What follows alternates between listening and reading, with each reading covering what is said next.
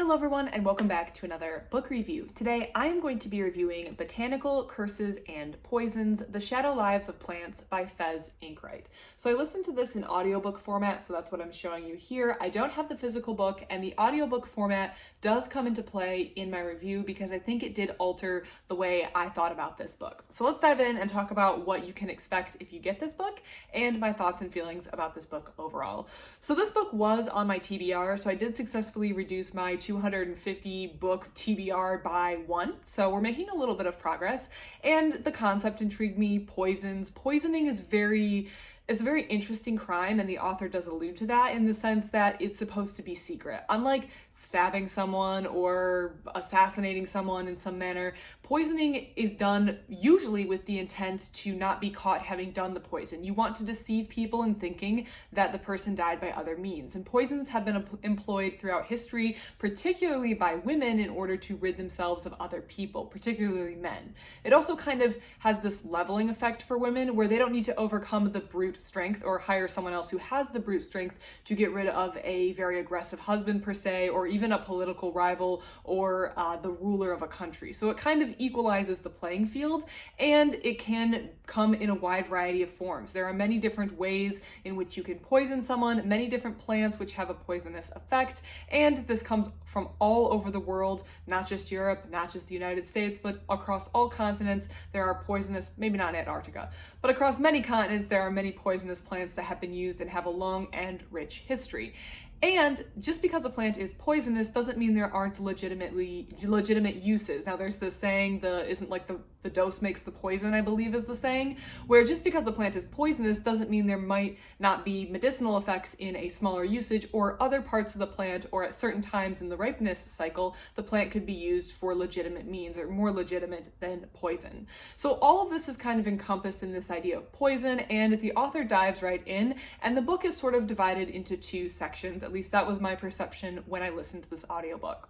So the first half is just what I talked about, poisons in history. We talk about the special role a woman played with poisons, the way that poison was associated with things like witch hunting, and the way poison was used throughout political history, with a focus on the Greeks, the Romans, and then two families, the Borgias and the Medicis, two powerful families that existed in Europe. But poison has been used in a wide variety of places and times. The author was just taking some specific examples. And throughout this whole book, the author also pulls extracts from certain documents, which I found to be very, very interesting. So we have firsthand documentation, or just interesting quotes and quips, which relate to the different plants that we are discussing. So the first half is just history, the way it was used, the politics of it, the kind of intent of deception, which is inherent within poison. But then we move into part 2, which was the A to Z listing of various plants and fungi that are poisonous, that can be used, that have been used. Now, I don't believe this book is by any means comprehensive, but it is very interesting and covers the most widely or well-known, widely known, or ones that there's enough interesting content to be written about in this book. And that is, again, in A to Z format, where she goes through the various plants and fungi, their toxins, how they were used, alternate uses, different documentations or references throughout history, and the author is covering a wide variety of cultures. So not just constraining themselves to Europe or the United States, but taking from all the continents, although I will say there is slightly more emphasis on the US and the United States, or North America, I should say, but covering as much as they can across all of these continents to provide a very, very interesting book to cover all of these different poisonous plants, the way they were used, and what we can know about them. So I think that this book really was lacking for me in one regard with the audiobook, and that is the lack of pictures. I was suspicious as I was listening to the audiobooks that there was a visual component that I was missing. So when I finished listening to the audiobook, I was actually on a car ride, so I couldn't look it up right then and there. I was driving.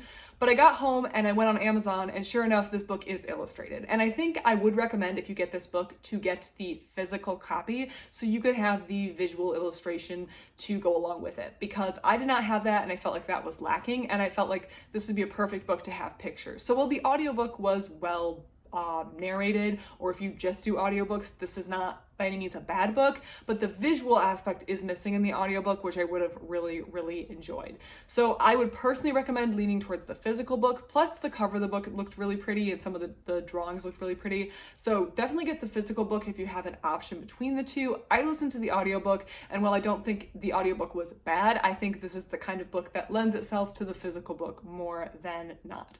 I like the wide focus. I did like the A to Z section. At times it felt like we were just kind of learning fun facts, but that's about all you can do. And the author did integrate the like stories about the poisons into each entry. Now for the audiobook format, and because I didn't have the visual guide, the visual reference, I think the way I would have preferred this format is if the history was integrated throughout the entire text with like, this is something that happened in history and this is the poison that was used. But I think I only would have preferred that format because I didn't have the A to Z plus visual guide that the physical book had. So this is a case where I think listening to the audiobook definitely altered my perception of the book. I still would give this probably, I think on Storygraph I rated like 3.75. So basically this is a 4-star read. It was fantastic, it was enjoyable, but I think the format in which I consumed this book in altered my perception and my rating of the book. So for that reason, I recommend the physical book.